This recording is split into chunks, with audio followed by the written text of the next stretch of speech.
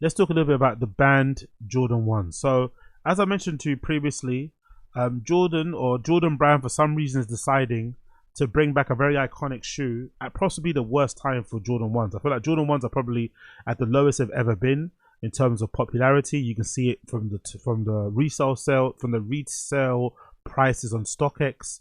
A lot of Jordan 1s are sitting. A lot of Jordan 1s are bricks. A lot of Jordan 1s are just not moving the way they were previously. Maybe it's because of the shift of the 4s, I'm not too sure. But the resale market has kind of created when it comes to Jordan 1s. The popularity in the streets is also created, especially if you look at places like Vinted. I think Vinted is always a good place to kind of have a handle on what like normie people are into.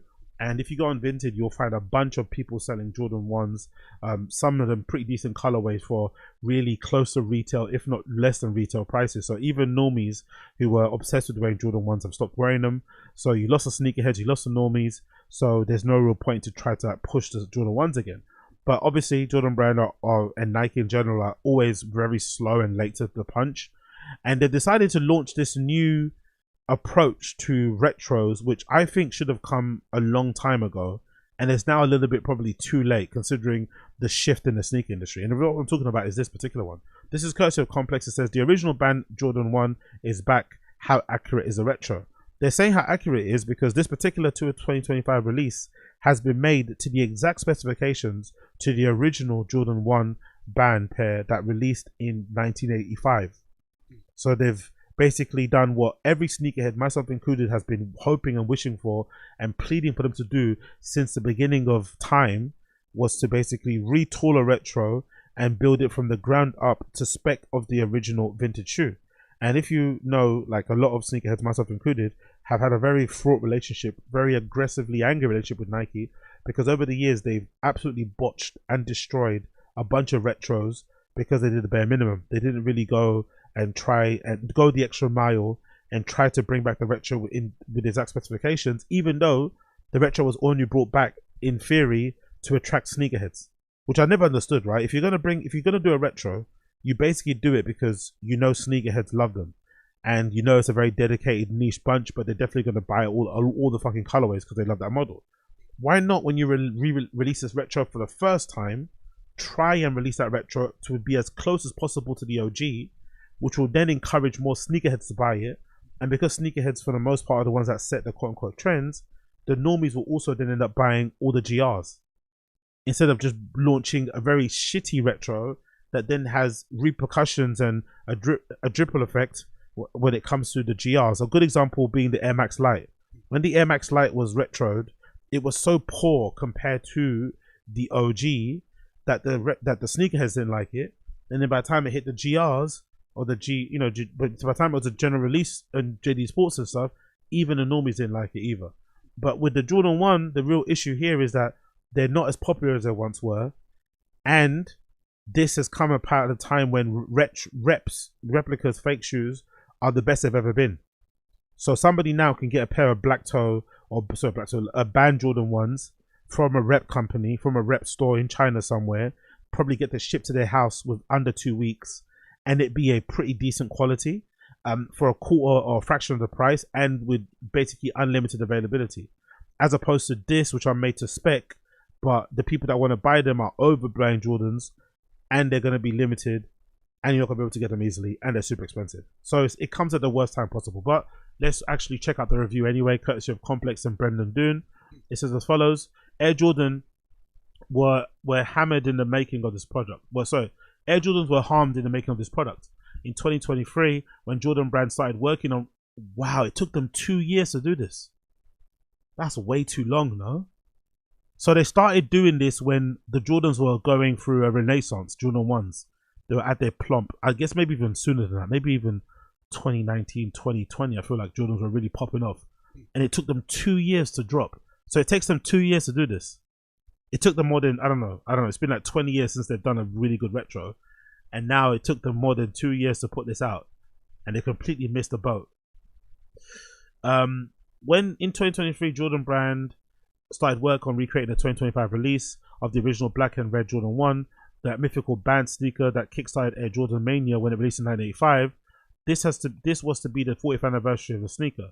In making a new shoe, Jordan Brand stripped down old pairs for parts. To recreate the nylon used on the tongue, designers cut the piece out of the 1985 pair and had chemists melt down to examine the chemical composition of the material. Sneakers were lobotomized, dissected to serve the goal of remaking the first ever Air Jordan. We had a few members of the design team that put their pairs up for sacrifice, says John Gads Grisby, the product director who worked on this year's Air Jordan 185 Retro. The Retro will debut on the 14th of February in the black and red band colorway for $250. It's meant to be a return to the form of Michael Jordan's first ever signature shoe, the silhouette in which he was warped and shifted into the years. Jordan Brand's positioning this new 25 build of the shoe as the Jordan 1 that comes the closest to the platonic ideal of the 1985 original. I would also go as far as saying that this is a picture of an original Air Jordan 1 from 85. I think part of the other thing that they misstep on, and misstep is the timing. I feel like this is the worst possible time to release Jordan 1s when they're not as popular as they once were, and the market has kind of disappeared for them, and the price is fucking crazy. But another thing they really missed out on doing is having the pair be aged somewhat. Going to this length to remake the 1985 so that it looks brand new, when most of the allure of the 1985 Jordans for people that are sneakerheads or just like streetwear kids and fashion kids is that kind of like worn in look. So it's the discolorized midsole, it's the cracking on the leather, it's the crinkling effect on the collar and stuff. That's why people buy them. They don't buy them because no one's trying to find a brand new Jordan 1 band or brand new Jordan 1 85 in the white and grey that's just completely brand new looking. You kind of want them to be a bit yellowed, you know, you kind of want them to be a little bit stained, like kind of looks a lot better when it's been like, you know, when it's kind of been aged a bit and doesn't look as kind of brand new as all the other ones that when it was put out. So I don't really understand why they released it this way. I'm sure there's a reason why they did it. I'm sure there's a logical reason why they decided not to make them discolorized or have the little bit of a worn look in them and make them look a bit more used and vintage. But I think that vintage effect would have actually helped to kind of make them look a bit more appealing and would have maybe made sense to the story if I can get them on here. It's a pair of vintage ones that I think I've seen people wear from time back in the day. Oh, let's go back again. I don't know why that did that for me. I think it's a white pair, isn't it, if you do this. Let's do vintage. Let's see if we can get this up on here. Yeah, there we go. Someone's got a picture of the vintage one. See, there we go. Someone's got a picture. Let me move it this way. But I think this white pair, my screen keeps going off for some reason, would have been a really good thing to see. And like Ian Connor and Lucas Sabat and all those guys were wearing Jordan 1s. Part of the appeal of wearing a Jordan 1 back then was that it was a vintage shoe. That you couldn't get that shape, you couldn't get that colorway. So part of the appeal was that, oh, if you saw someone wearing it, you could instantly tell that was an original Jordan 1 because of the dyed midsole, because of the crinkling on the flipping collar, because of the stained kind of, you know, discolorization on the firm tongue. That was part of the appeal.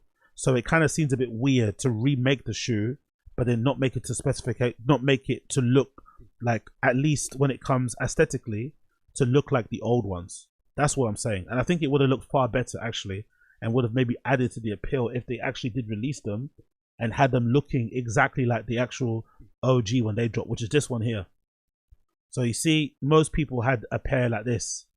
So if you see someone wearing them, you see something like this. So it's got the wrinkles, it's got the discolorization, the cracking on the collar, it's got the stained midsole. So I think if they would have released them looking like that, I think there would have been a far higher likelihood that people would have bought into them, and it just lends itself to the story of people finding these pairs vintage dead stock somewhere and basically breaking them out. That would have made more sense in my personal opinion. But again, it's a nitpicky thing, probably doesn't matter in the grand scheme of things.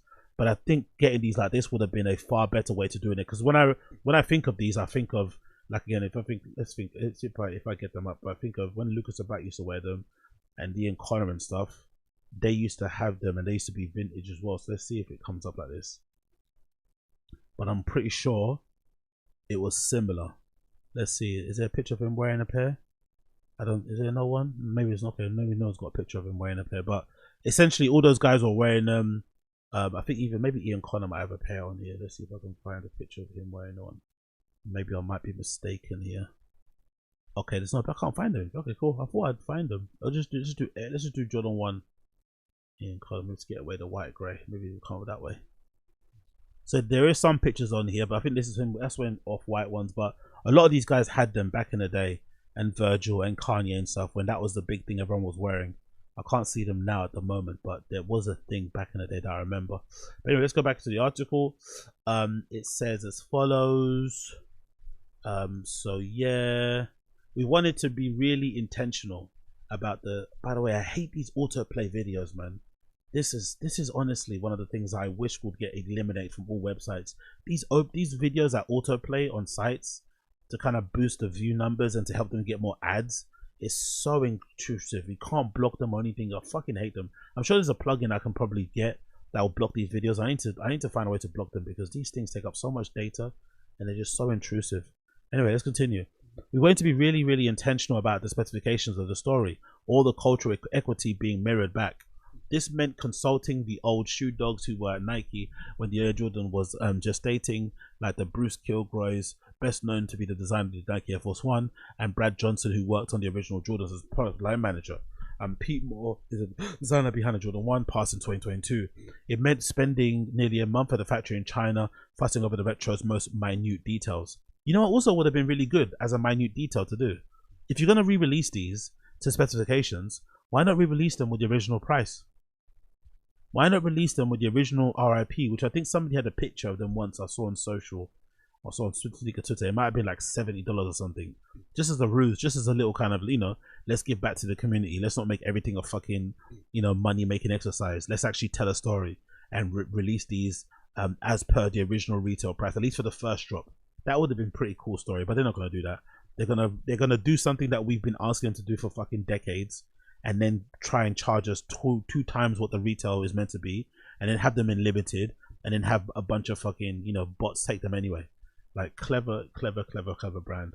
They always find a way to fuck us over. At some point in the creation of the Air Jordan 1 1985, again this video, retro this year, Jordan brand employees paused to ask themselves whether the devotion to the minute shape and leather were worth the effort. Will people know? Does it matter? No, it's always mattered. Motherfuckers, it's always mattered. The thing I hate about Jordan brand is this. I remember back in the day on Nike Talk forums, there's a bunch of people on Nike Talk forums who are incredibly way more passionate about Jordan brand than I am.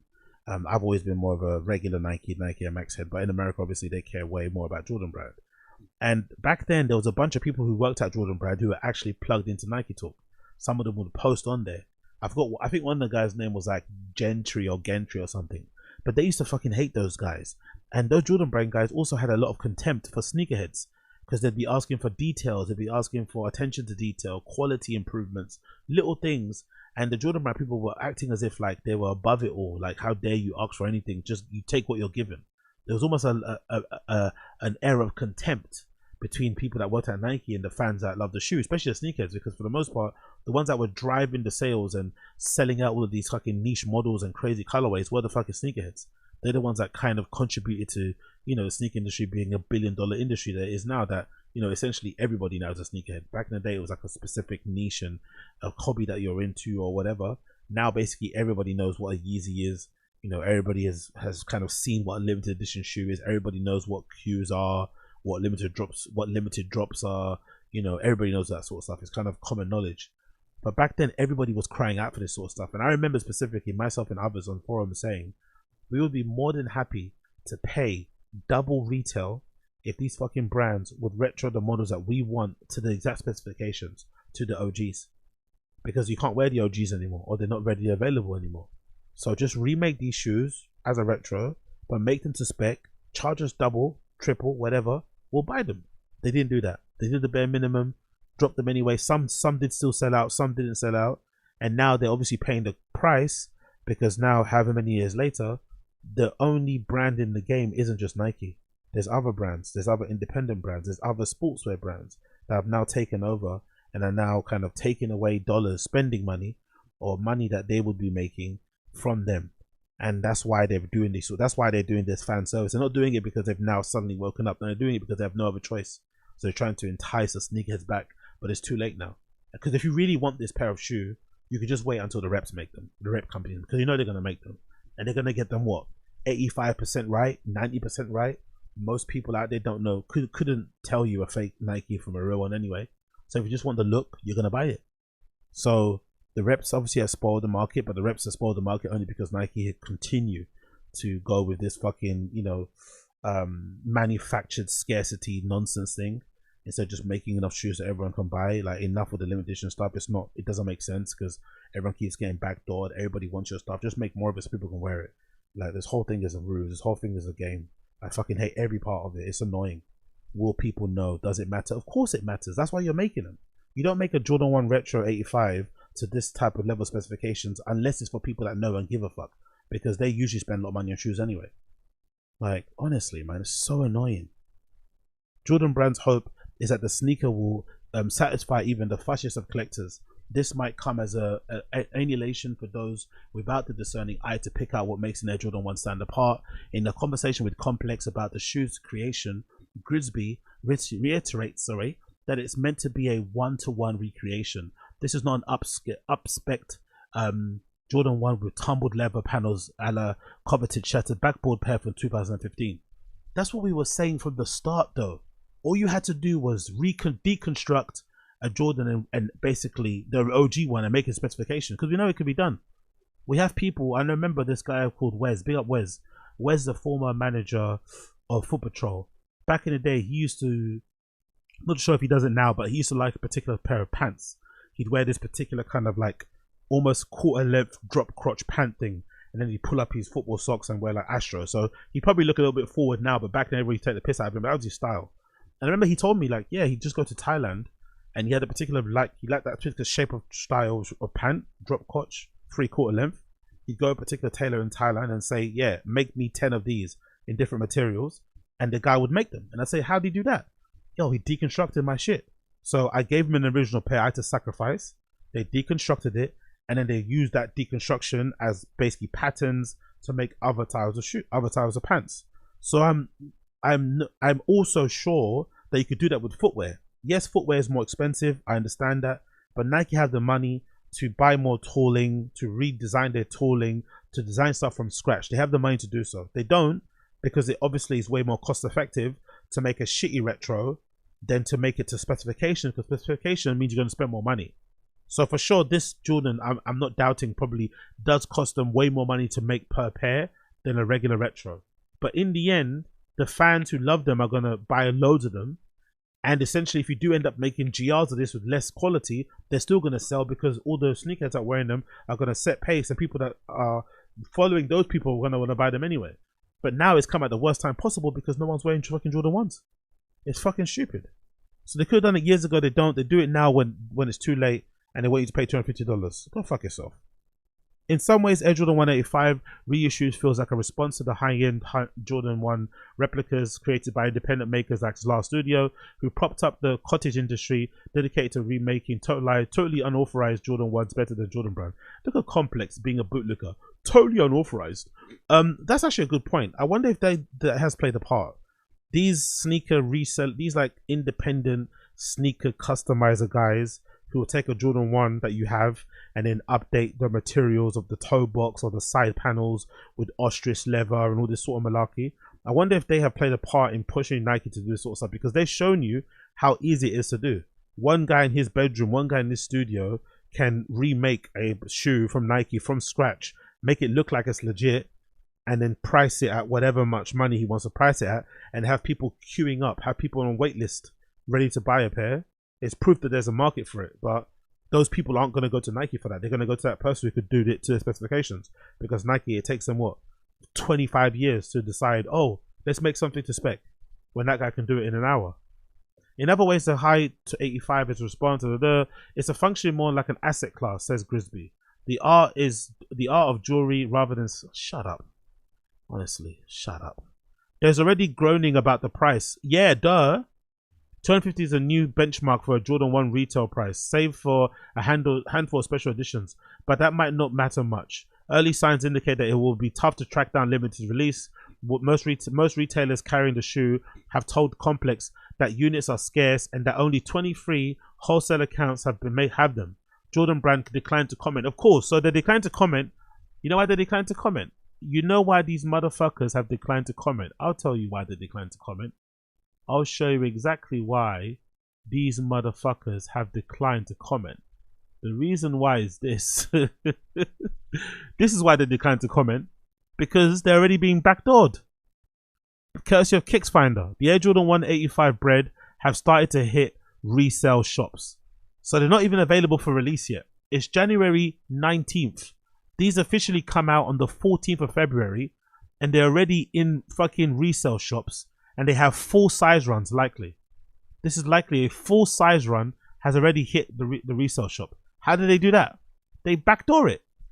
And how do I know about backdooring? Because I worked at a Nike store and I myself helped somebody backdoor some shoes. I literally put the shoes in had a box. I put them in this guy's car and he drove off. Limited edition shoes. So this happens all the time. Accounts get the shoes. Instead of selling them to the customer, they'll maybe price them at a little bit of an increase for them. Maybe they'll add $100 on each shoe. You times that by however much the retail price is, however much the quantity is, and the owner will make a lot of money, under the table. So you get to sell the shoes officially, but you also get a little bit of money on top from resellers who want to buy the whole stock. So these shoes are already getting backdoored. They're already getting fucking backdoored. So the fans that actually want them are not going to get them, obviously, because they're already limited edition. But they're so limited now, even more so because the resellers have completely rinsed them. Because it's a very, very, very popular model. So this also explains why reps are existing. Now you know why people buy fake shoes. Because what's the point of putting yourself in for a raffle, signing up for this, signing up for that, queuing, putting yourself down for a raffle physically, flying to the store, emailing, sharing some post on Instagram, liking this, adding your friend in the comments, all these nonsense fucking circus tricks they make you do to fucking have a chance to win, the opportunity to buy something, when you could just wait a couple of weeks and most likely some lady in fucking in Shenzhen will probably have a pair available for you to purchase in half sizes too, probably by the end of May, maybe even sooner, in as much quantity as you want. Yes, it might smell a bit funky and it might look not exactly spot on, but if you want the look, you can probably get it from a nice lady in Guangzhou very, very, very soon. And by lady, I mean guy using a girl's profile picture. It'll happen, you know it. Amy, Susie, Emma, they're going to have a pair. Because Nike don't want to service the actual fans and give you a pair for retail because of the resale shops take them. I don't have a problem with resale shops, to be fair. Run your business, do your business. I've done my fair share of reselling. Reselling essentially put me through uni. Reselling essentially allowed me not to have a kind of real job for a long time earlier on. So I'm a big fan of fucking reselling. I love it. Good. Do your thing. It's better than selling drugs. It's better than fucking, killing people. Let's be fair also. But the reason why this exists is because Nike don't try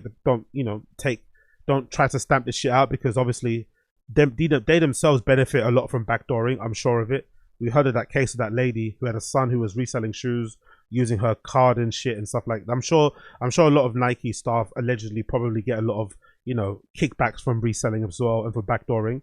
But the stores themselves could easily be, you could easily find out who's doing this sort of stuff and stamp it out, but they don't.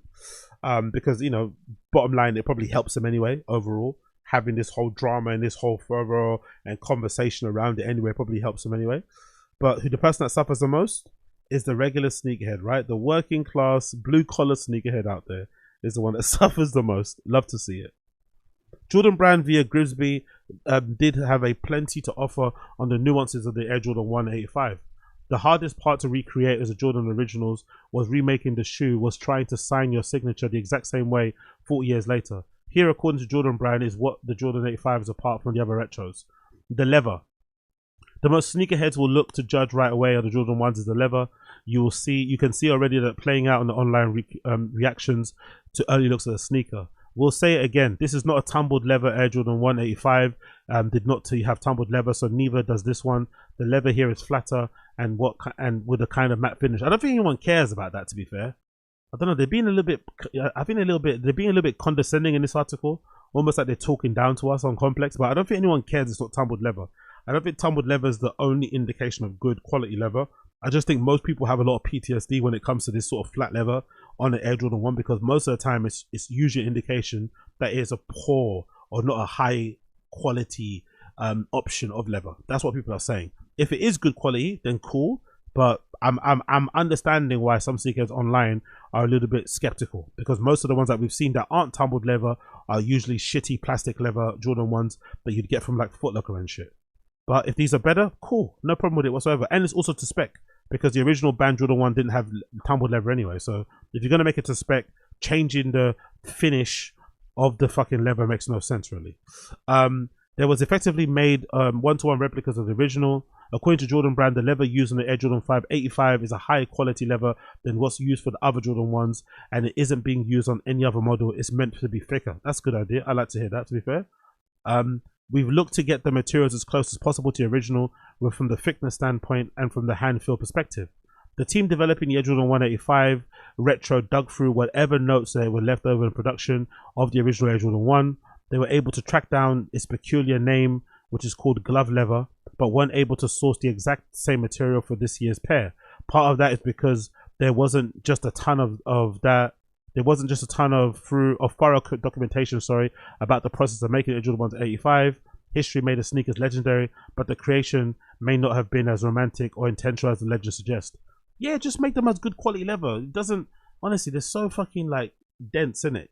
Yes, it's a recreation, but if you can't get the exact the exact leather finish, just get something as close to. That's good enough. No one's gonna be, no one's gonna be fucking splitting hairs that they didn't get the exact glove leather specification on it. Just get it to be high quality. That's simple as that, really. It's not that hard to fucking figure out, really, is it? Bloody hell.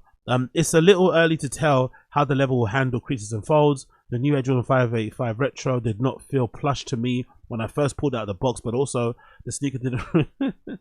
So he said, you spent all that time kind of, white knighting for fucking Jordan Brand, and now he's saying himself here the Air Jordan 585 did not feel plush to me.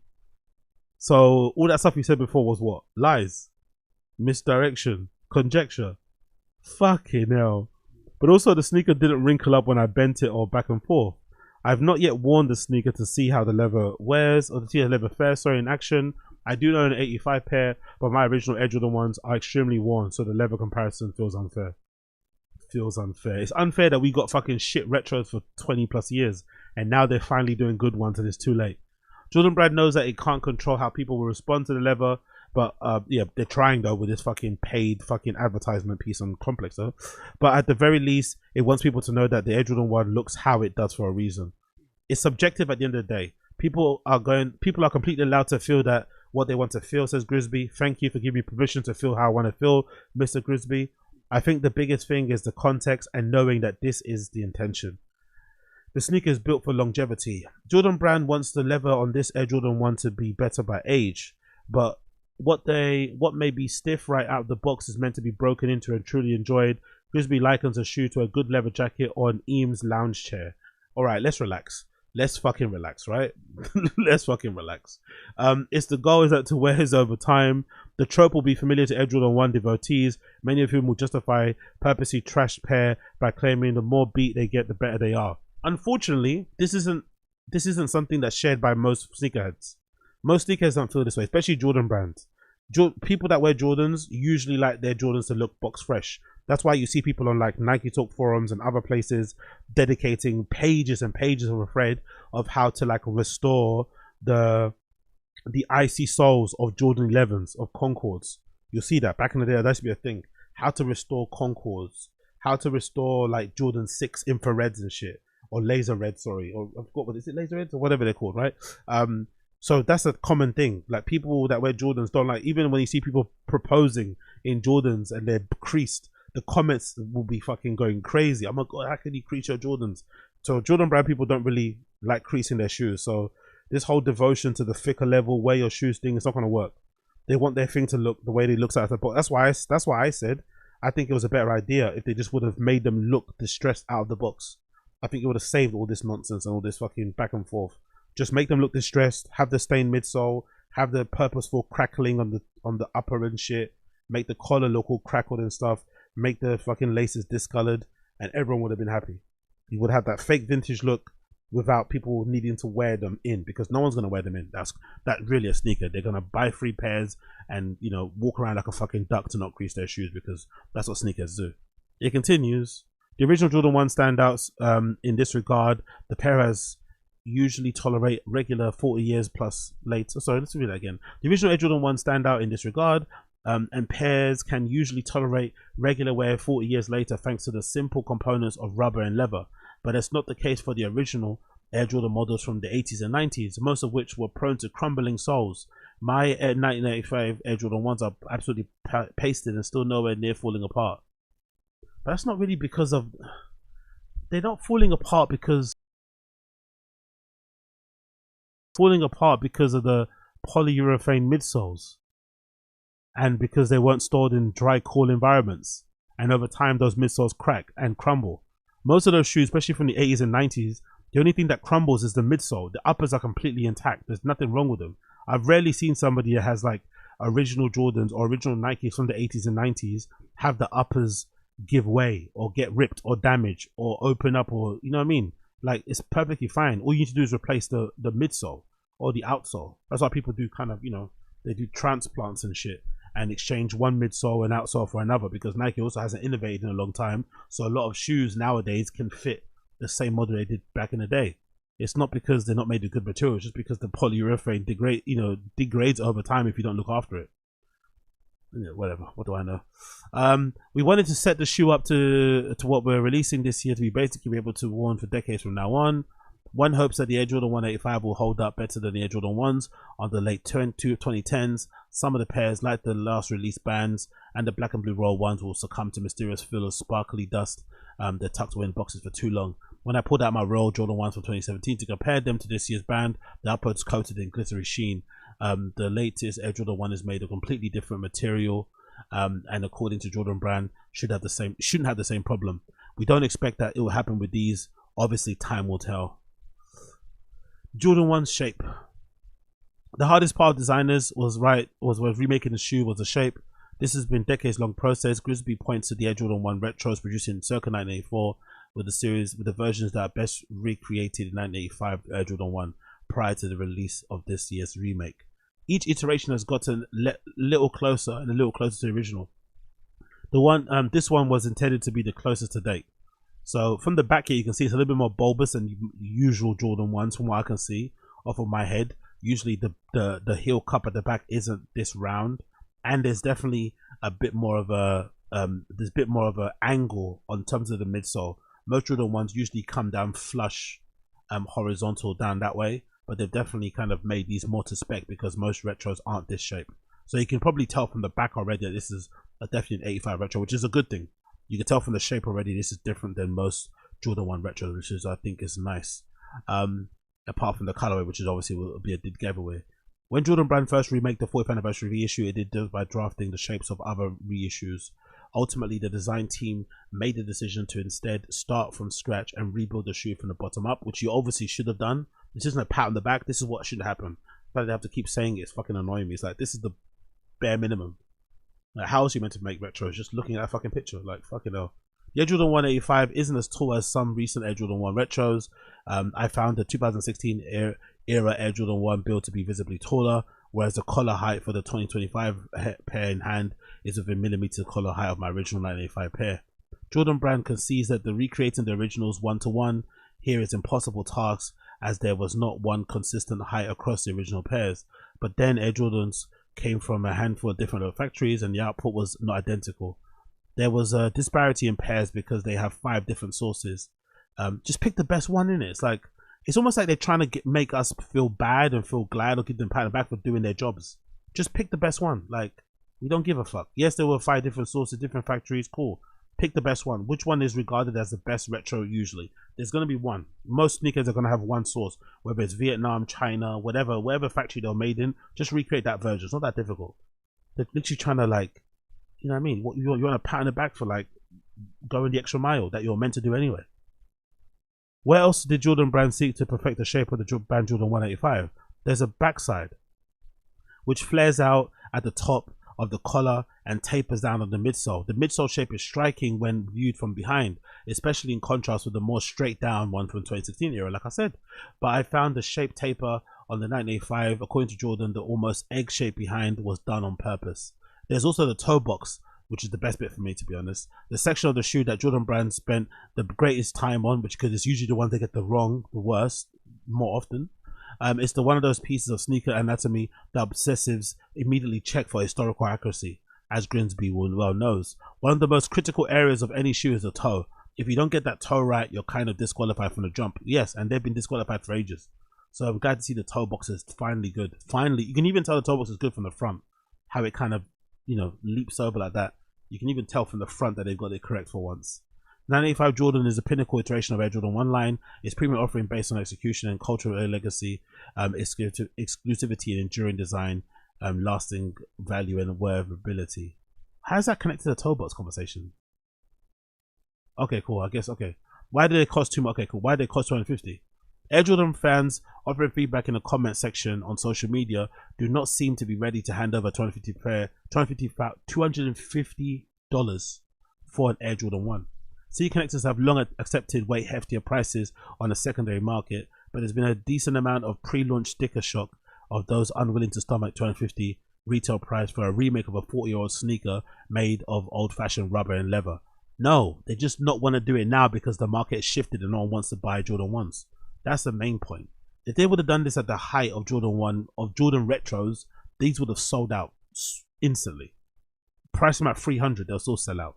People buy fucking designer shoes every day and they are like 3 times what fucking normal fucking sneakers are. So this is not a question of the price. It's just people don't care for Jordan 1s as much as they did in the past. The demand's just not there. Maybe they did this sort of treatment to Jordan 4. That seems to be in popularity now. That'd be a different thing. But Jordan 1, no one gives a fuck. You probably could be justified in making an exact copy of the original Air Force 1 now and charging $250 and people would buy it as opposed to Jordan 1. It's just not in vogue anymore. Jordan Brand believes that it's justified in charging that much based partly on the extent of which other brands have copied this design.